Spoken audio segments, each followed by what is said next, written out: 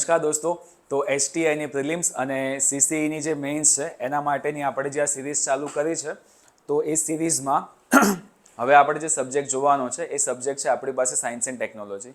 હવે science and technology છે એ એસટીઆઈમાં એક મુખ્ય રોલ અદા કરે છે. સીસીઈની જે મેઇન્સ છે એમાં આટલું બધું નહીં આવે, પણ જે એસટીઆઈની પ્રિલિમ છે એમાં સાયન્સ એન્ડ ટેકનોલોજીનો પોર્શન તમારી એક્ઝામમાં લગભગ 25 માર્ક્સનો રહેવાનો છે. અને જોડે જોડે કરંટ અફેરમાં પણ સાયન્સ એન્ડ ટેકનોલોજી પૂછે છે. તો આ સાયન્સ એન્ડ ટેકનોલોજીવાળા જે પણ ક્વેશ્ચન્સ છે એ ટેકલ કેવી રીતે કરવા અને એની જે પણ થિયરી હશે એ શું છે એ બધું આપણે ધીમે ધીમે ભણવાના છે. તમે અલગ અલગ સબ્જેક્ટ ભણતા હશો, જેમ કે જિયોગ્રાફી છે, કલ્ચર છે, મેથ્સના અમુક 2-3 લેક્ચર છે, તો આ બધા લેક્ચર્સ તમે અટેન્ડ કર્યા હશે. એવી જ રીતે હવે એક નવો સબ્જેક્ટ સાયન્સ અને ટેકનોલોજી, જો ધીમે ધીમે આખો સિલેબસ બતાવીશું, પણ ડેઇલી 5-6 ક્વેશ્ચન્સ કરીને ધીમે ધીમે આપણે આખો સિલેબસ પતાવવાનો છે. એટલે ક્વેશ્ચન જોઈને પછી આપણે થિયરી ભણવાની છે, એ તમને ખ્યાલ જ છે. તો ચલો, અવકાશ વિજ્ઞાનનો આપણો ટોપિક છે અને અવકાશ વિજ્ઞાનમાં આપણે જે પણ ઇમ્પોર્ટન્ટ ક્વેશ્ચન્સ બને છે એ ધીમે ધીમે સમજવાના છે. બધા એક સાથે આપણે નહીં કરીએ, પણ એક ટોપિક અકોર્ડિંગ જઈશું.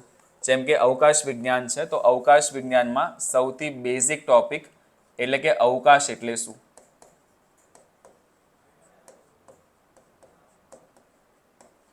જો અવકાશ એ શું છે એ તમને ખબર પડે તો પછી તમે જાણી શકો કે અવકાશ વિજ્ઞાન એકચ્યુઅલીમાં કામ કેવી રીતે કરે છે, કે અલગ અલગ સેટેલાઇટ કેવી રીતે કામ કરશે, પીએસએલવી, જીએસએલવી, આ બધું શું હશે, એ બધું તમારે અવકાશ વિજ્ઞાનમાં ભણવાનું આવે છે. પ્રોપર તો તમને અવકાશ વિજ્ઞાનના સિલેબસની વાત કહું તો અવકાશ વિજ્ઞાનનું સૌથી પહેલાં તમારે ભણવું પડશે બેઝિક, કે એકચ્યુઅલમાં અવકાશ વિજ્ઞાન છે શું. તો હું તમને ખાલી ટોપિકનું એક મેપિંગ કરીને આપી રહ્યો છું, પછી આપણે ધીમે ધીમે ક્વેશ્ચન તરફ વળીશું. અવકાશ વિજ્ઞાનમાં સૌથી પહેલો પોઈન્ટ તમારે જે જોવો પડે એ ઓલવેઝ હોવો જોઈએ કે અવકાશ એટલે શું. એટલે કે અવકાશનું જે પણ બેઝિક આવતું હોય એ, અવકાશ રિલેટેડ જેટલી પણ સંધિ આવતી હોય એ, આ બધું તમારે સ્ટાર્ટિંગમાં બતાવવું પડે. એના પછી જે તમારો ટોપિક હોવો જોઈએ એ હોવું જોઈએ કે કક્ષા એટલે શું છે અને કક્ષાના અલગ અલગ પ્રકાર કયા છે. જેમ કે તમે નામ સાંભળ્યું હશે, નિમ્ન ભૂકક્ષા એટલે કે લિયો, મધ્ય ભૂકક્ષા એટલે કે મિયો અને ઉચ્ચ ભૂકક્ષા એટલે કે હિયો. પછી આમાં એક જીએસઓ અને જીટીઓ એ બધું આવશે જ, આપણે આગળ ભણવાના જ છીએ. એક પછી આવશે વર્તુળાકાર, લંબવૃત્તાકાર, અતિલંબવૃત્તાકાર. આના પછી તમારે ભણવાના આવશે અલગ અલગ સેટેલાઇટ્સ, તમારે ભણવાના આવશે અલગ અલગ પ્રક્ષેપણયાન એટલે કે લોન્ચિંગ વ્હીકલ, જેમાં તમારે ભણવાના આવશે SLV, ASLV, PSLV, GSLV, LVM-3. એના પછી રીયુઝેબલ લોન્ચ વ્હીકલ, એના પછી આવશે human rated launching vehicle mark 3. આના પછી આગળ બીજા ઘણા હજુ ચર્ચામાં છે, જેમ કે SSLV, small satellite launch vehicle. એટલે આ બધા તમારે ક્યાંક ને ક્યાંક ભણવાના આવશે. અલગ અલગ જાતના સેટેલાઇટ તમારે ભણવાના આવશે, જેમ કે અમુક સેટેલાઇટ હોય એ હોય remote sensing satellite. Remote sensing સેટેલાઇટનો મતલબ થાય છે કે પૃથ્વીની ઉપર નજર રાખતા સેટેલાઇટ, પૃથ્વીનું નિરીક્ષણ કરતા સેટેલાઇટ. એટલે આવા સેટેલાઇટને આપણે ઇંગ્લિશમાં અર્થ ઓબ્ઝર્વેશનલ સેટેલાઇટ પણ કહીએ છીએ. એના પછી તમારે જોવાના આવે નેવિગેશન સેટેલાઇટ, અને નેવિગેશન સેટેલાઇટથી ભારતની એક ઇમ્પોર્ટન્ટ સિસ્ટમ IRNSS એ આમાં તમારે સમજવાની આવે.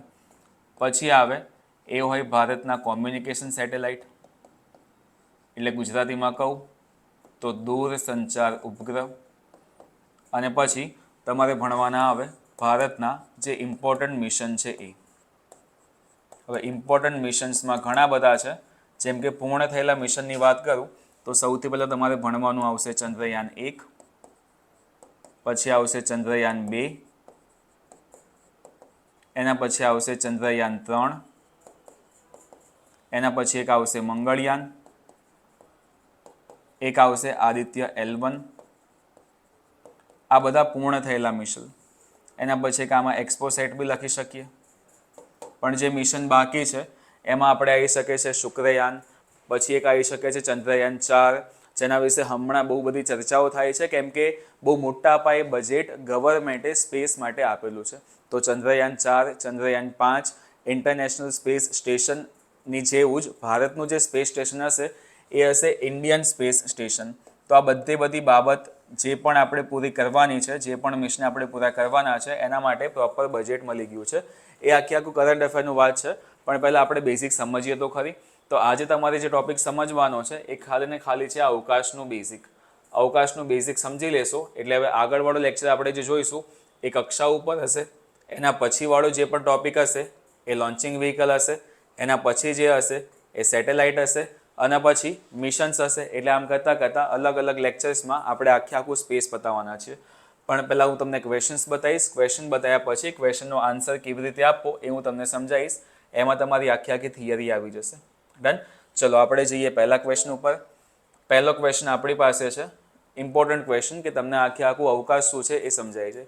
ચલો, તમને આપેલા છે 4 વિધાન અને પછી કહેવાનું છે કે 4 વિધાનમાંથી કયા વિધાન ખોટા છે, સાચા નહીં, કયા વિધાન ખોટા છે એ તમારે કહેવાનું છે. ડન. ચલો, જેટલા લોકો લેક્ચર જોઈ રહ્યા હોય અને સ્પેસ વિશે તમને નોલેજ હોય અથવા તો ભણેલા હોવ તો આનો પછી આન્સર ફટાફટ આપો.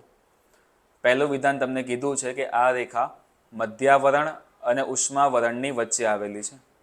બીજું વિધાન તમને કીધું છે કે આ રેખાની ઉપરનો ભાગ કોઈ દેશ કે રાષ્ટ્રની માલિકીનો નહીં હોય.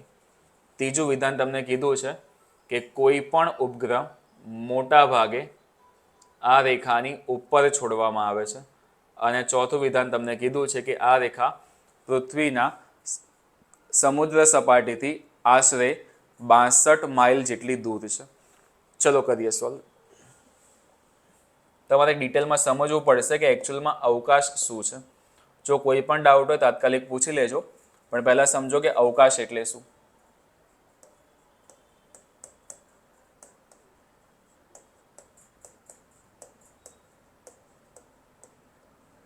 જોડે જોડે જો નોટ્સ બનાવી હોય તો નોટ્સ બનાવતા જજો, કેમ કે એકદમ ડિટેલમાં બધા પોઈન્ટ સમજાવવાનો છું. અચ્છા, પહેલો પોઈન્ટ. અવકાશનો સિમ્પલ મતલબ એવો થાય કે વિશ્વમાં કોઈ પણ 2 પદાર્થ છે. માન લો કે તમારી પાસે એક ખુરશી પડી હશે, તમારી પાસે એક ટેબલ પડ્યું હશે. તો કોઈ પણ 2 પદાર્થ વચ્ચેની જે પણ ખાલી જગ્યા છે એને જ તો આપણે સ્પેસ કહીએ છીએ. કહી શકું, હું છું અને મારી બાજુમાં મારો એક ફ્રેન્ડ બેઠો છે. અમારા બંને વચ્ચે જે પણ જગ્યા છે એ પણ તો સ્પેસ જ છે, એ બી તો અવકાશ જ છે. એટલે આ આખા ચેપ્ટરમાં તમારે મગજમાં શું રાખવાનું છે કે જ્યારે હું અવકાશની વાત કરું છું તો અવકાશનો મતલબ નોર્મલ અવકાશ નહીં, એ બાહ્ય અવકાશની વાત કરું છું. એટલે ઇંગ્લિશમાં કહું તો વાત કરું છું આઉટર સ્પેસની. એટલે ખાલી અવકાશ બોલવું એ યોગ્ય ન કહેવાય. આઉટર સ્પેસ એટલે કે બાહ્ય અવકાશ. બાહ્ય અવકાશનો મતલબ એવો થાય કે પૃથ્વીની બહાર જે પણ અવકાશ છે એના વિશેની જ ખાલી વાત છે. તો એ બાહ્ય અવકાશ એટલે શું એ સમજો. સામાન્ય રીતે અવકાશની જે પણ ડેફિનેશન છે એ ડેફિનેશન આપવી ખૂબ મુશ્કેલ છે, પણ તેમ છતાં પણ એ ડેફિનેશન જો આપણે સમજીએ તો આવા ટાઈપની ડેફિનેશન થાય કે આ આપણી પાસે પૃથ્વીની સપાટી છે.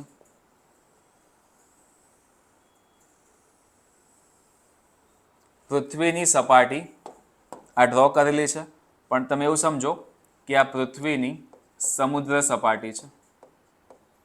કેમ કે જેટલી પણ ઊંચાઈ ગણવામાં આવે છે એ બધી ઊંચાઈ પૃથ્વીની સમુદ્ર સપાટીથી ગણવામાં આવે છે. તો પૃથ્વીની સમુદ્ર સપાટીથી 100 કિલોમીટરની ઊંચાઈ પર જઈશું તો ત્યાં એક કાલ્પનિક રેખા આવેલી છે અને કાલ્પનિક રેખાને આપણે કર્મણ રેખા કહીએ છીએ. જો ગુજરાતીવાળી બુકમાં લખેલું હોય છે કર્મણ રેખા, ઇંગ્લિશવાળી બુકમાં લખેલું હોય છે કાર્મેન્સ લાઇન. તો આ કાર્મેન્સ લાઇન છે એ સાચું છે, કેમ કે આ જે વસ્તુ કીધી એ કાર્મેન નામના વ્યક્તિએ કીધી હતી. તો કાર્મેન્સ લાઇન સાચું છે, પણ ગુજરાતીવાળી બુકમાં કર્મણ લખેલું હોય છે તો આપણે કર્મણ બી કન્સિડર કરી લઈએ છીએ. તો મેં તમને શું કીધું કે પૃથ્વીની જે પણ સમુદ્ર સપાટી છે ત્યાંથી 100 કિલોમીટર ઊંચાઈ પર એક કાલ્પનિક રેખા છે જેનું નામ કાર્મેન્સ લાઇન એટલે કે કર્મણ રેખા છે. તો આ કર્મણ રેખાની ઉપરનો વિસ્તાર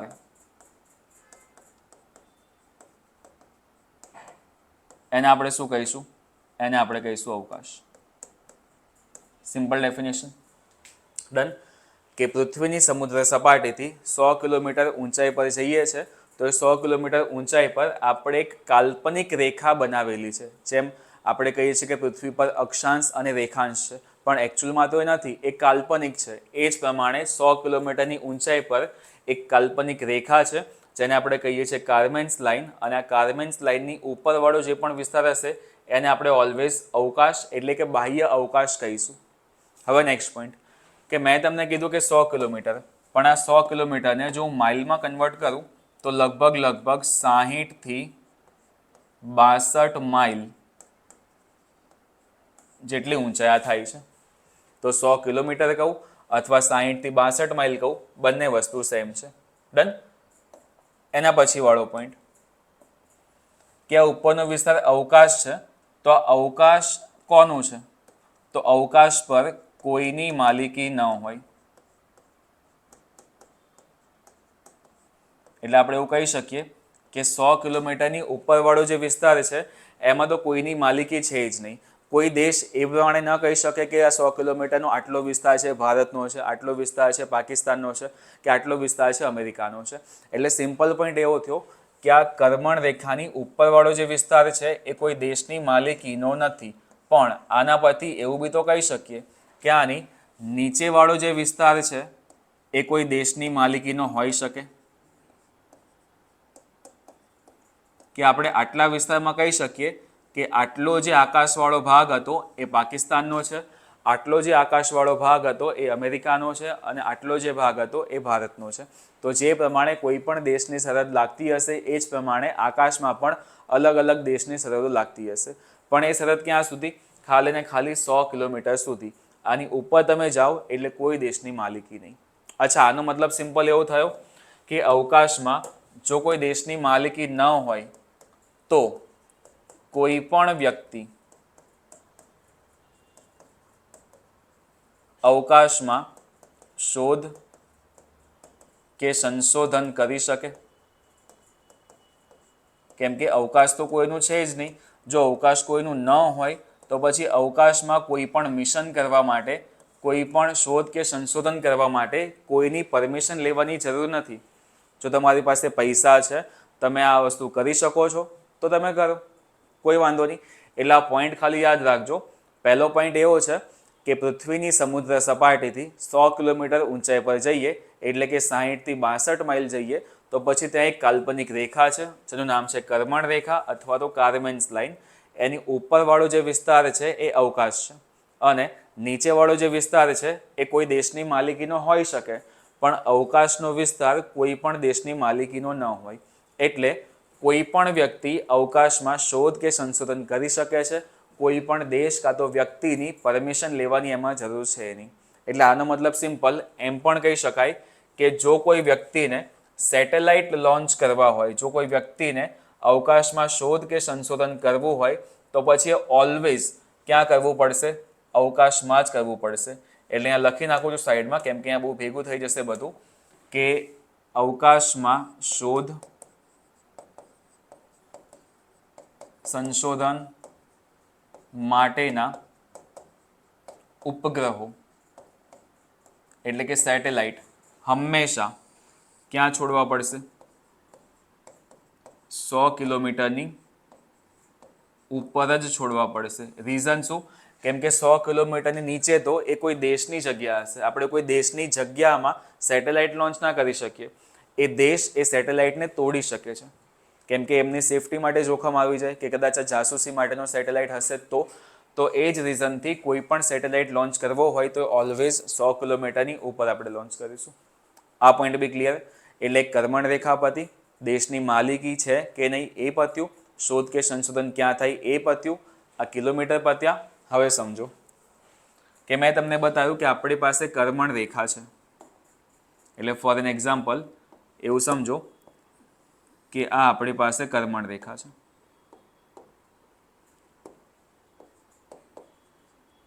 અથવા તો એમ સમજો કે આપણી પાસે પૃથ્વીની સપાટી છે. પૃથ્વીની સપાટીથી 100 કિલોમીટર ઊંચાઈ પર તમે જાઓ તો આને આપણે કહીશું કાર્મેન્સ લાઇન. એટલે કર્મણ રેખા.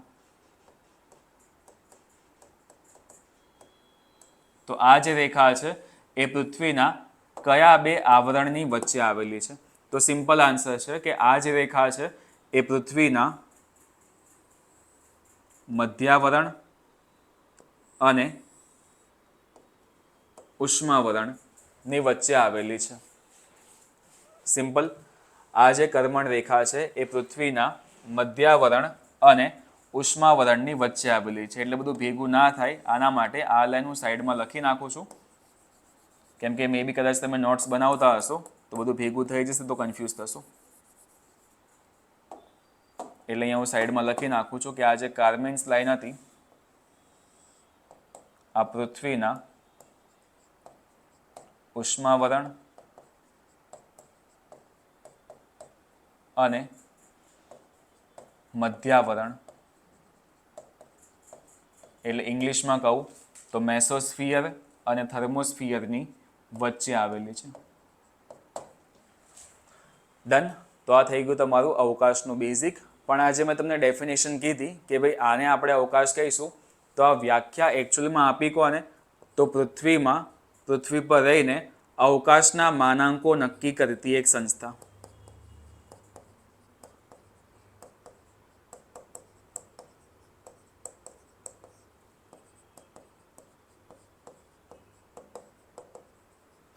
એનું નામ છે ફેડરેશન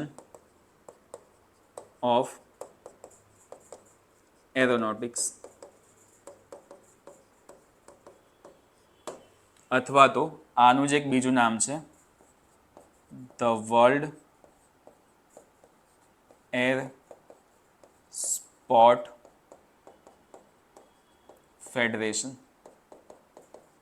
તો આ બંનેમાંથી જે પણ પૂછાય એ સાચું કે એકચ્યુઅલીમાં આ ડેફિનેશન આપે કોણ છે? અવકાશ રિલેટેડ કોઈ પણ માનક નક્કી કરવા હોય તો એ કરે કોણ છે? તો એ આ સંસ્થા કરે છે. અને આ થઈ ગયું અવકાશનું બેઝિક. હવે જો તમારે આના આન્સર આપવા હોય તો તમે આરામથી આપી શકો છો. તમને આમાં કીધેલું છે કે ખોટું વિધાન જણાવો. તો આપણે કયા સાચા છે એ જોઈ લો, જે ખોટું હોય એ આપણે આન્સર આપી દઈશું. તો પહેલામાં તમને કીધું છે કે આ રેખા મધ્યાવરણ અને ઉષ્માવરણની વચ્ચે આવેલી છે. તો આ વિધાન તો સાચું છે. આ રેખાની ઉપરનો ભાગ કોઈ દેશ કે રાષ્ટ્રની માલિકીનો નહીં હોય. તો આ વિધાન પણ સાચું છે. કોઈ પણ ઉપગ્રહ મોટા ભાગે આ રેખાની ઉપર છોડવામાં આવે છે. તો આ વિધાન પણ સાચું છે. એના પછી કીધું છે કે આ રેખા પૃથ્વીના સમુદ્ર સપાટીથી આશરે 62 માઇલ જેટલી દૂર છે. તો આ વિધાન પણ સાચું છે. તો ચારે ચાર સાચા છે. તો ખોટા વિધાન કયા છે? તો ખોટા વિધાન એક પણ નહીં. અને આ થઈ ગયો તમારો પહેલો ક્વેશ્ચન. પહેલા ક્વેશ્ચનનો આન્સર આપવા માટે તમારો જે કોન્સેપ્ટ છે એ આટલો ડીપમાં ક્લિયર હોવો જરૂરી છે. અને એમ ના સમજો કે હું તમને ખાલી ક્વેશ્ચન આન્સર કરાવું છું. આ હું તમને સ્ટાર્ટિંગથી આખું ચેપ્ટર ભણાવું છું. ક્વેશ્ચન્સ એ પ્રમાણે જ ફોર્મ કરેલા છે કે તમારું આખું ચેપ્ટર તમે ભણી શકો. પણ આપણે ટોપિક પરથી ક્વેશ્ચન નહીં, ક્વેશ્ચન પરથી ટોપિક જોઈએ છે. તો તમે આ પ્રમાણે આખું ડિટેલમાં લખી પણ શકો છો. તમારું 90% સ્પેસ આમાં ને આમાં કવર થઈ જશે. સિમ્પલ. ચલો, આ તમારો પહેલો ક્વેશ્ચન છે. અને આમાં આપણે જોયું કે અવકાશ એટલે શું અને અવકાશમાં કેવી રીતે સેટેલાઇટ લોન્ચ કઈ જગ્યાએ કરવામાં આવે છે, ઉપર થાય કે નીચે થાય, એ બધું આમાં સમજી લીધું. ચલો, એટલે હવે સેકન્ડ ક્વેશ્ચન તરફ જઈએ. અને ક્વેશ્ચનથી પાછા આપણે એક થિયરી જોઈ લઈશું. હટાવું છું. આ કોઈને સ્ક્રીનશોટ લેવું હોય તો લઈ શકો છો. અને થોડું પેશન્સ રાખજો, કેમ કે થિયરી ભણાવીશું થોડો ટાઈમ તો લાગશે. એટલે જો તમે ભણેલા હો પહેલાંથી અથવા તમને આવડતું હોવ તો પછી આ તમારું એક રિવિઝન થઈ જશે. બાકી જે લોકો પહેલી વખત ભણે છે એમને ઘણું બધું જાણવા મળશે. ચલો, સેકન્ડ ક્વેશ્ચન છે. સેકન્ડ ક્વેશ્ચન આપણી પાસે છે, અંતરિક્ષ વિશે નીચેનામાંથી કઈ બાબતો સાચી છે? હવે આપણે સાચી બાબતો કહેવાની છે. એટલે ટૂંકમાં તમને જે વસ્તુ આપેલી છે એ વસ્તુ ખ્યાલ હોવી જોઈએ. તમને 4 પોઈન્ટ આપેલા છે કે અવકાશ એ પૃથ્વીની સમુદ્ર સપાટીથી 100 કિલોમીટર બહારનો વિસ્તાર છે. અંતરિક્ષ કર્મણ રેખાની ઉપરનો વિસ્તાર છે. ચલો, આ તો હમણાં આપણે ભણી જ ગયા છે. એટલે ફટાફટ એકવાર રિવાઇઝ કરી લઈએ કે માન લો કે આ પૃથ્વીની સમુદ્ર સપાટી છે.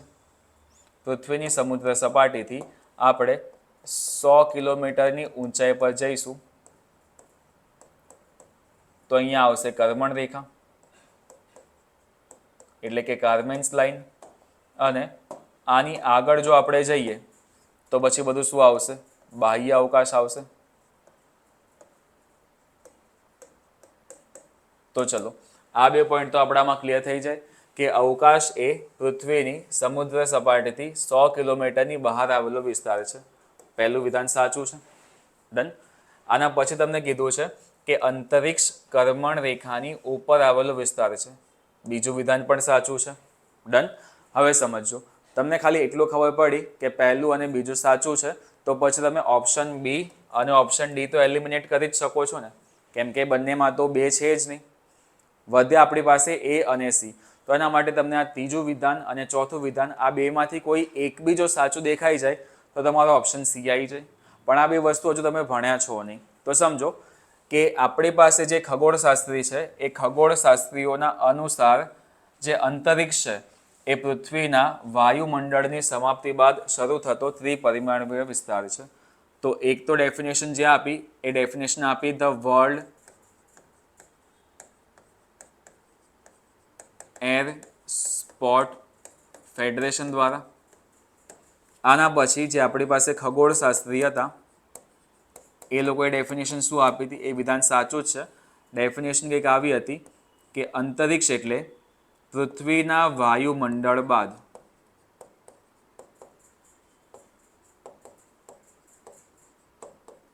શરૂ થતો ત્રિપરિમાણવીય એટલે કે 3D વિસ્તાર, એને કહેવાય છે સ્પેસ. પણ એના પછી તાત્કાલિક બીજા વ્યક્તિ આવ્યા જે છે આપણા આધુનિક ભૌતિકશાસ્ત્રીઓ. તો આ ભૌતિકશાસ્ત્રીઓએ કીધું શું કે ભાઈ આ લોકોએ જે વસ્તુ કીધી કે પૃથ્વીના વાયુમંડળ બહાર શરૂ થતો અવકાશ 3D વિસ્તાર એટલે સ્પેસ. આમને સેમ જ કીધું કે આ બરાબર જ છે, પણ જે અવકાશ છે એ અવકાશ 3D નથી. તો આ લોકોના અનુસાર અવકાશ કેવું છે? આ લોકોના અનુસાર અવકાશ છે એ 4D છે. અને આ 4Dમાં જો હું ચોથું પરિમાણ જોવા માટે જઉં તો ચોથું પરિમાણ એને આપણે કહીએ છીએ અવકાશીય સમય, એટલે કે સ્પેસ ટાઈમ. એટલે આમ જોવા માટે જઈએ ક્વેશ્ચનમાં તો પહેલું વિધાન પણ સાચું, બીજું પણ સાચું, ત્રીજું પણ સાચું, ચોથું પણ સાચું. એટલે તમારો આન્સર શું આવશે કે ઓપ્શન સી તમારો કરેક્ટ આન્સર છે. એટલે આ પ્રમાણે બસ ખાલી થોડા ઘણા તમારા કોન્સેપ્ટ ક્લિયર હશે તો આમાં વાંધો નહીં આવે. ડન છે. એટલે આ બેઝિકમાંથી તમારા બે ક્વેશ્ચન આરામથી સોલ્વ થઈ જાય એવા છે. ચલો વધીએ આગળ ત્રીજા ક્વેશ્ચન તરફ. સ્ક્રીનશોટ લેવો હોય તો લઈ લેજો, બાકી આપણો લેક્ચર પતશે એના પછી લેક્ચરના નીચે તમને એક લિંક આપી હશે. એ લિંકમાંથી તમે આ PDF ડાઉનલોડ કરી શકો છો. આ જે પણ ક્વેશ્ચન્સ છે એ ક્વેશ્ચનની PDF તમને આપણા વિડીયોના નીચે જે ડિસ્ક્રિપ્શન છે એમાં મળી જ રહેવાનું છે. પણ હા, એમાં જે લખેલી વસ્તુ છે એ નહીં હોય, ખાલી ક્વેશ્ચન્સ હશે. તો આજે લખાવું છું એ લખવાની ઈચ્છા હોય તો જોડે જોડે લખતા જજો. ચલો નેક્સ્ટ ત્રીજો ક્વેશ્ચન. અને ત્રીજા ક્વેશ્ચન તરફ આપણે જઈએ એની પહેલાં એક આ વસ્તુ જોઈ લો કે તમે ઓનલાઈન તો યુટ્યુબમાં ભણી જ રહ્યા છો, પણ તમારે જો ઓફલાઈન એડમિશન લેવું હોય અથવા તો ઓનલાઈન કોઈ બેચ જોઈન કરવી હોય તો તમે આ અકોર્ડિંગ બેચ જોઈન કરી શકો છો. UPSC અને GPSCની નવી બેચ સ્ટાર્ટ થઈ ગઈ છે અને તમે ડેમો અટેન્ડ કરીને એમાં એડમિશન લઈ શકો છો. અમદાવાદ બ્રાન્ચ, સુરત બ્રાન્ચ, ગાંધીનગર અને વડોદરા 4 બ્રાન્ચમાંથી જે પણ તમને નજીક પડતી હોય બધી જગ્યાએ તમે મુલાકાત લઈ શકો છો. જઈએ આપણે ત્રીજા ક્વેશ્ચન તરફ. હવે ત્રીજો ક્વેશ્ચન ધ્યાનથી સમજજો. તમને આમાં કીધું છે કે બાહ્ય અંતરિક્ષ સંધિ અનુસાર નીચેનામાંથી કઈ બાબતો સાચી છે. તો આપણો ક્વેશ્ચન તો અહીંયા જ પતી ગયો કે સર આ બાહ્ય અવકાશ સંધિ શું છે એ તો આપણને ખબર જ નથી. તો જે આ ટોપિક લખેલો છે એ ટોપિક વિશે તમને જો ખ્યાલ હોય તો અને તો જ તમે આ ક્વેશ્ચન સોલ્વ કરી શકો, બાકી તો કોઈ ચાન્સ છે જ નહીં. તો ચલો જઈએ એ ટોપિક ઉપર. શાંતિથી આપણે થિયરી ભણીએ, જોડે જોડે લખતા રહેજો, કેમ કે અવકાશની બેઝિક સમજ પછી બીજો જે ટોપિક આવે છે ભણવામાં એ આ જ છે કે બાહ્ય અવકાશ સંધિ એટલે શું. બાહ્ય અવકાશ સંધિ. પહેલો પોઈન્ટ કે આ જે સંધિ છે એ કયા વર્ષમાંથી? તો તમારો સિમ્પલ આન્સર આવશે 1967માં આપણે બાહ્ય અવકાશ સંધિ એટલે કે આઉટર સ્પેસ ટ્રીટી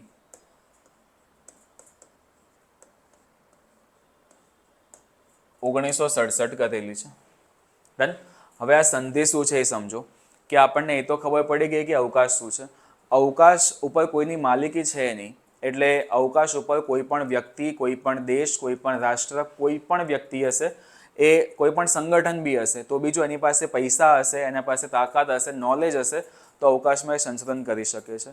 પણ શું આડેધડ સંશોધન કરીશું તો પછી એ આપણા દેશ માટે, દુનિયા માટે ખતરો સાબિત નહીં થાય?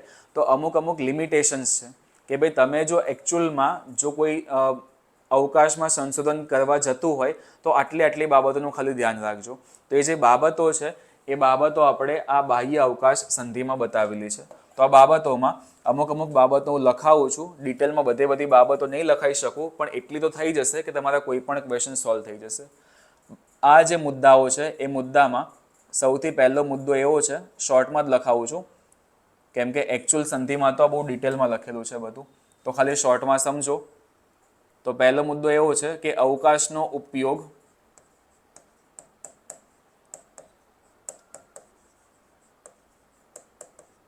હંમેશા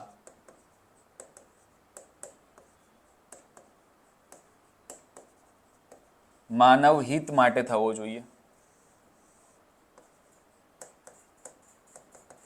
અવકાશનો ઉપયોગ હંમેશા માનવ હિત માટે થવો જોઈએ. એટલે જો તમે અવકાશનો ઉપયોગ અવકાશમાં સંશોધન કરો છો તો એમાં ચોક્કસપણે જો માનવ જાતિનું હિત હોય તો અને તો જ કરવાનું. બીજા બધાનું ભલે નુકસાન થાય પણ માણસનું ખાલી હિત થવું જોઈએ. બીજો પોઈન્ટ એવો કીધો છે કે જો તમે અવકાશનો ઉપયોગ કરો તો અવકાશનો ઉપયોગ ખૂબ જ શાંતિપૂર્વક કરવો. એટલે શાંતિપૂર્વકનો મતલબ એવું નહીં કે તમે એકદમ સાયલેન્ટલી ઉપયોગ કરો, પણ એવી રીતે કે અવકાશનો ઉપયોગ તમે હળી મળીને કરો. એવું નહીં કે તમે અવકાશ માટે લડી પડો કે અવકાશ માટે તમે યુદ્ધ કરવા માંડો. એટલે અવકાશનો ઉપયોગ છે એક તો માનવ હિત માટે કરવાનો, અને અવકાશનો ઉપયોગ છે એ તમે શાંતિપૂર્વક કરવો. ત્રીજો પોઈન્ટ એવો છે કે અવકાશમાં તમે ક્યારેય પણ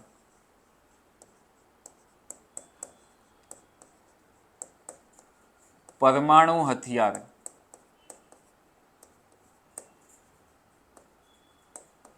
સ્થાપિત કરી શકો નહીં.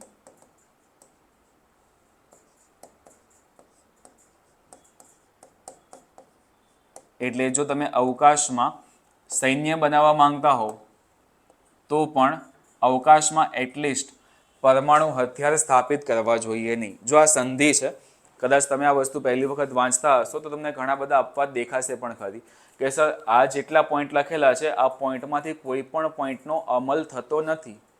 કે અવકાશમાં પરમાણુ હથિયાર સ્થાપિત ન કરી શકવા, માનવ હિત માટે કરવો, શાંતિપૂર્વક કરવો, તો આ બધી વસ્તુ થતી છે જ નહીં. આ બધી બાબતોનું ઉલ્લંઘન થાય છે, તેમ છતાં પણ કોઈ પગલાં લેવામાં કેમ આવતા નથી?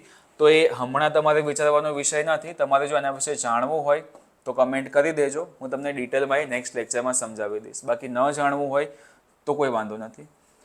અવકાશમાં પરમાણુ હથિયાર સ્થાપિત કરી શકાશે નહીં, આ ત્રીજો પોઈન્ટ. ચોથો પોઈન્ટ એવો છે કે અવકાશમાં શોધ કે સંશોધન કરવા માટે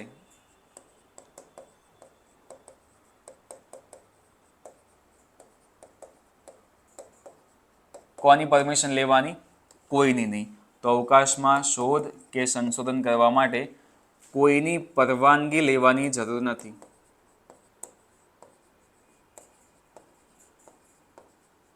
પણ કોઈ વ્યક્તિ, દેશ, રાષ્ટ્ર કે સંગઠન અવકાશ પર પોતાનું આધિપત્ય જમાવી શકે નહીં.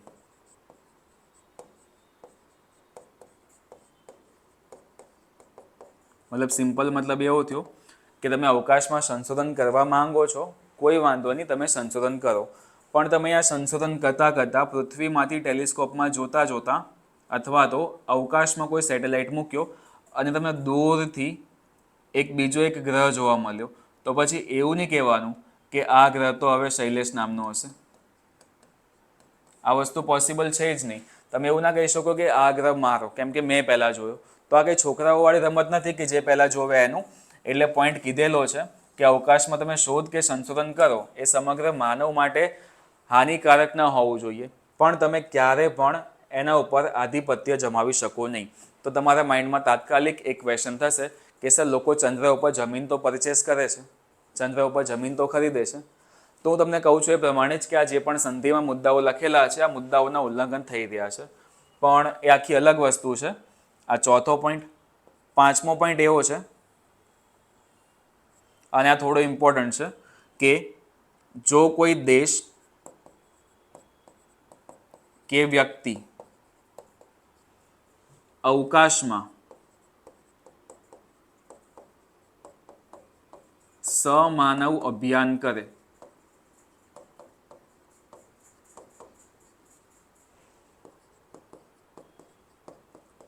તો જે માણસ અવકાશમાં જતો હશે એ માણસને શું કહેવાશે? તો તે અવકાશ યાત્રી કહેવાશે. પણ આ જે અવકાશ યાત્રી હતો એ તે સંસ્થા કાં તો એ દેશ માટે નહીં, પણ એ જે અવકાશ યાત્રી એ સમગ્ર પૃથ્વીનું પ્રતિનિધિત્વ કરશે.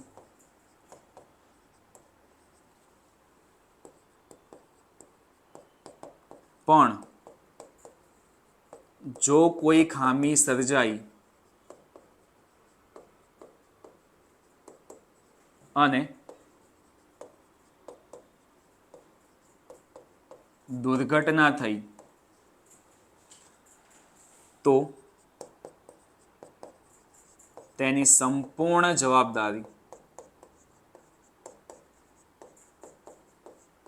તે દેશ કે તે સંસ્થાની હશે.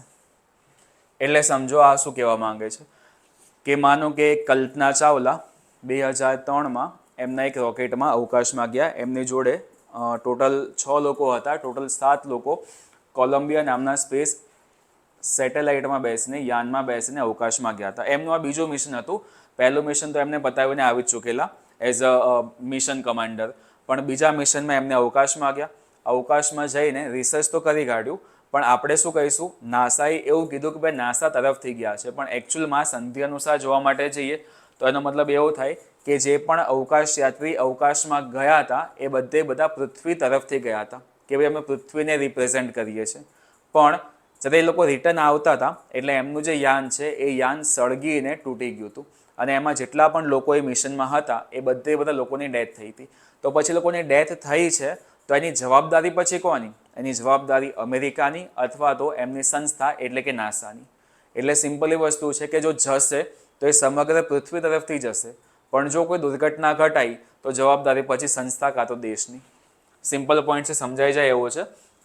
હમણાં same to same condition Sunita વિલિયમ્સની છે, પણ એવું લાગતું હતું કે પાછા આવવાના એટલા ચાન્સીસ નથી, પણ હવે સ્પેસ એક્સનું જે પણ શટલ છે ત્યાં પહોંચી ગયું છે એટલે પાછા આવવાના ચાન્સીસ વધી ગયા છે. તો એ કરંટ અફેરમાં આપણે જોઈ લઈશું. બાકી હમણાં તો આટલા 5 પોઈન્ટ છે. છઠ્ઠા પોઈન્ટ કદાચ તમે આ પ્રમાણે લખી શકો છો, લખવો હોય તો, કે જો કોઈ દેશ અવકાશમાં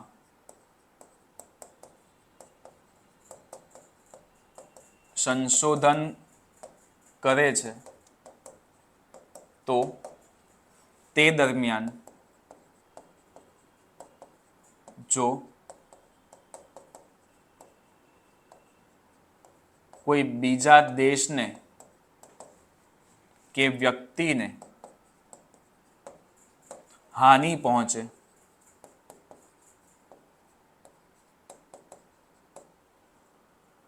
આ હાનિ લખેલું છે તો સમજી લેજો. અક્ષર થોડાક નાના કાઢવા પડશે કેમ કે પછી આ એક પોઈન્ટ એકમાં સમાશે નહીં. તો તેની સંપૂર્ણ ભરપાઈ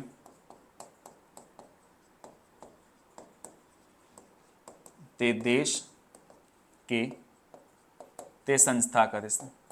હવે આમાં દેશ કે સંસ્થા કેમ લખું છું? ઈસરોવાળા પૈસા આપવા માટે ના જાય, પણ એકચ્યુઅલીમાં ઈસરો તો ગવર્મેન્ટ બોડી છે ને, તો જો ઈસરો કોઈ પણ સંશોધન કરતું હશે તો ભારત સરકાર પૈસા આપી દેશે. પણ માન લો કે સ્પેસ એક્સ છે જે અમેરિકાની પ્રાઇવેટ કંપની છે, તો પ્રાઇવેટ કંપની કોઈ નુકસાન પહોંચાડે તો પછી અમેરિકાની ગવર્મેન્ટ પૈસા નહીં આપે, એ પછી એ સંસ્થાને જ આપવા પડશે. એટલે આ વસ્તુ શું છે સમજો કે તમને કદાચ એક નોર્મલ વસ્તુ તો ખ્યાલ હશે કે ભારત જેટલા પણ મિશન કરે છે એ મિશન, માન લો કે કોઈ સેટેલાઇટ લોન્ચ કરવો છે ભારતને, તો માન લો કે ભારતે અહીંથી સેટેલાઇટ લોન્ચ કર્યો.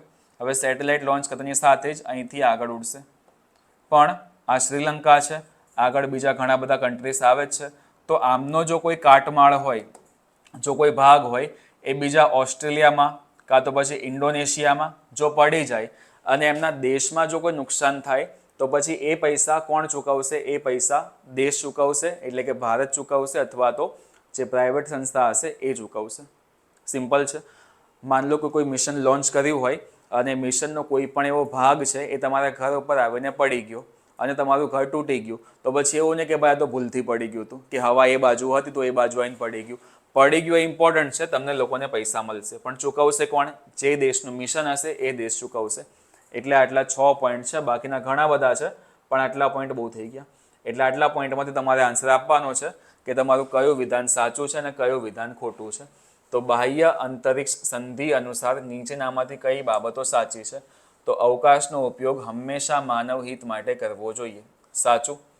અવકાશ પર કોઈ પણ દેશ પોતાનું આધિપત્ય જમાવી શકે નહીં. સાચું. અવકાશ માટે પરમાણુ હથિયાર સ્થાપિત કરી શકાય નહીં. સાચું. દુનિયાનો કોઈ પણ દેશ અવકાશમાં સંશોધન કરી શકે છે. સાચું. એટલે પહેલું, બીજું, ત્રીજું અને ચોથું ચારે ચાર સાચા છે. અને મોટાભાગના ક્વેશ્ચન્સ આવા જ મૂકેલા હશે કે ચારે ચાર સાચા હશે કાં તો ચારે ચાર ખોટા હશે, જેથી કરીને તમને પ્રોપર એક આખું મટીરિયલ જેવું મળી જાય કે ના આટલા પોઈન્ટ છે. ડન. ચલો આમાં તમને કોઈ ડાઉટ હોય તો પૂછી લો. ખાલી 3 ક્વેશ્ચન કર્યા આપણે, પણ થિયરી છે એ બહુ બધી જોઈ છે અને આઈ હોપ કે આમાં તમને સમજાતું હશે પ્રોપર કે હું શું સમજાવવા માંગુ છું. એક ટોપિક આગળ વધીએ છીએ અને એક ટોપિકમાંથી ખાલી એક ક્વેશ્ચન લઈએ છીએ, જેથી કરીને આખું સ્પેસ તમે શાંતિથી ભણી શકો.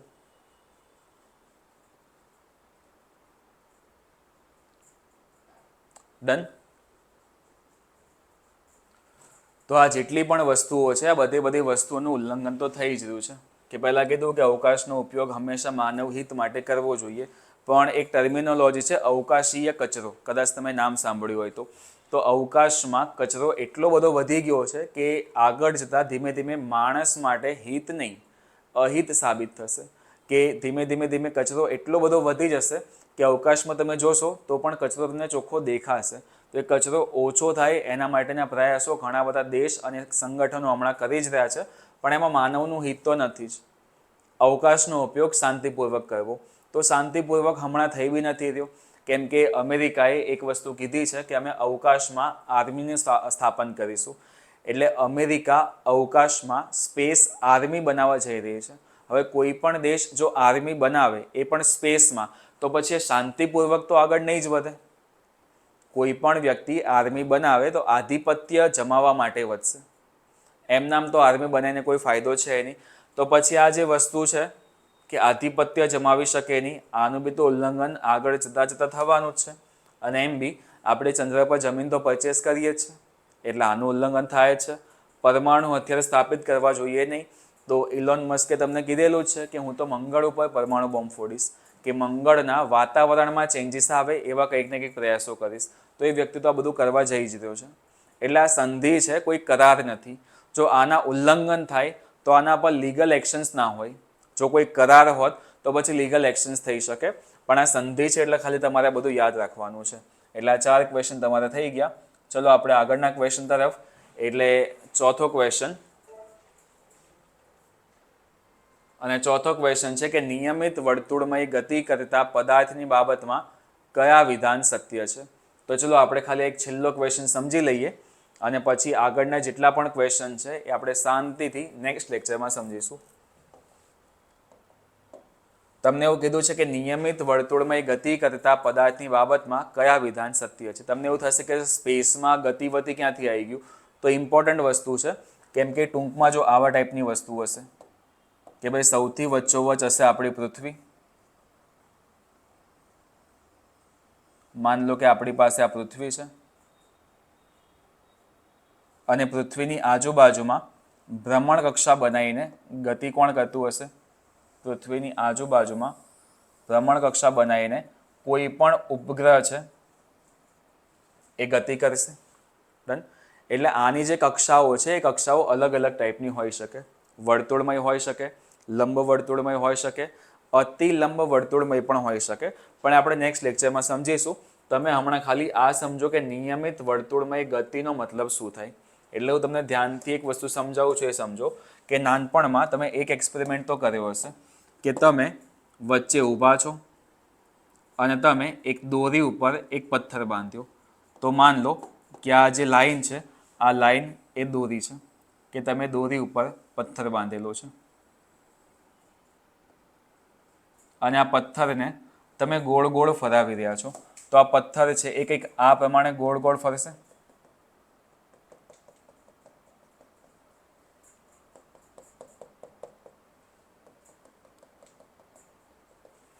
ધન આ પથ્થર છે એ કંઈક આ રસ્તામાં ગોળ ગોળ ફરવાનો છે. હવે આ જે આપણો પથ્થર છે એ નિયમિત રૂપે જો ચોક્કસ ઝડપ રાખીને ગોળ ગોળ ફરશે તો અને તો જ આ જે પથ હતો, આ જે કક્ષા હતી એ ચોક્કસ એકદમ વર્તુળાકાર કક્ષા બનશે.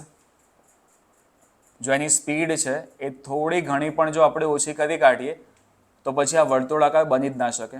કેમ કે પથ્થર છે એ સેન્ટર બાજુ ખેંચાશે અને વર્તુળાકાર જે પણ ગતિ હતી એનામાં થોડો ઘણો અવરોધ આવશે. એટલે સમજો, પહેલો પોઈન્ટ તો એ છે કે જ્યારે પણ કોઈ પણ પદાર્થને નિયમિત વર્તુળમય ગતિ કરાવી હોય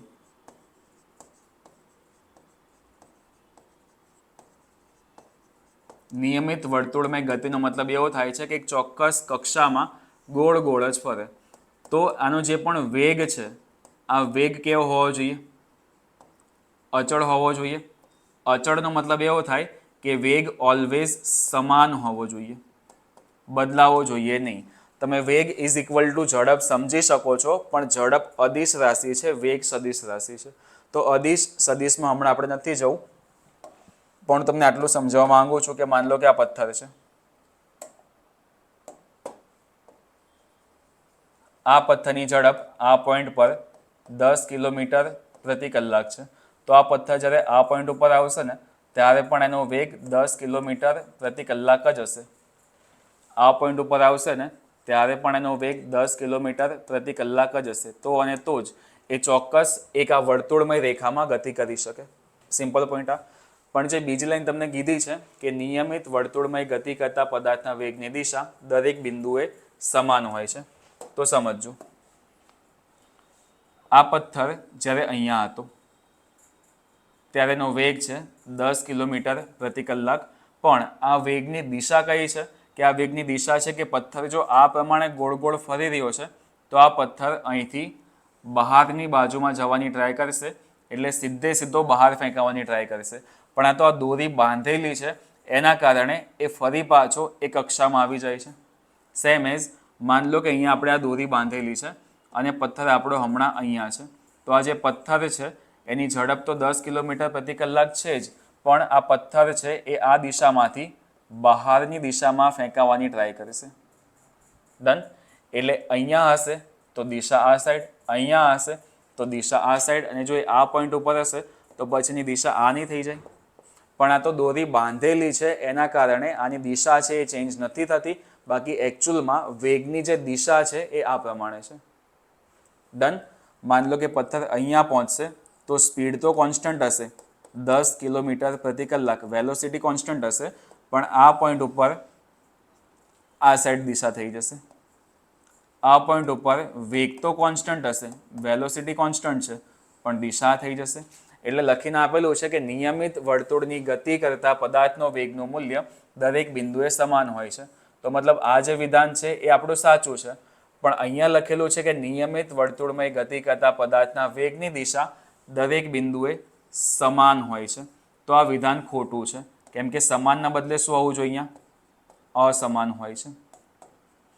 કેમ કે દિશા તો બધા પોઈન્ટ ઉપર ચેન્જ થઈ રહી છે. ડન. એટલે પહેલું વિધાન સાચું, બીજું વિધાન ખોટું. એટલે તમારો આન્સર આવશે ઓપ્શન નંબર એ. અને આ હતો તમારો આજનો છેલ્લો ક્વેશ્ચન. ડન. સિમ્પલ. એટલે આપણે ખાલી ને ખાલી 4 ક્વેશ્ચન જોયા છે અને અવકાશનું જે પણ બેઝિક છે એ આપણે ખાલી ક્લિયર કર્યું છે. તો હવે આગળ આપણે જે પણ નેક્સ્ટ લેક્ચર જોઈશું એ નેક્સ્ટ લેક્ચરમાં કક્ષાઓ શું છે એ સમજશું. ઉચ્ચ ભૂકક્ષા, નિમ્ન ભૂકક્ષા, મધ્ય ભૂકક્ષા એ બધું ભણ્યા પછી આપણે સીધા લોન્ચિંગ વ્હીકલ એટલે કે પ્રક્ષેપણયાન પર જઈશું. એની પછી સેટેલાઇટ આવશે, એના પછી બધા મિશન્સ આવશે.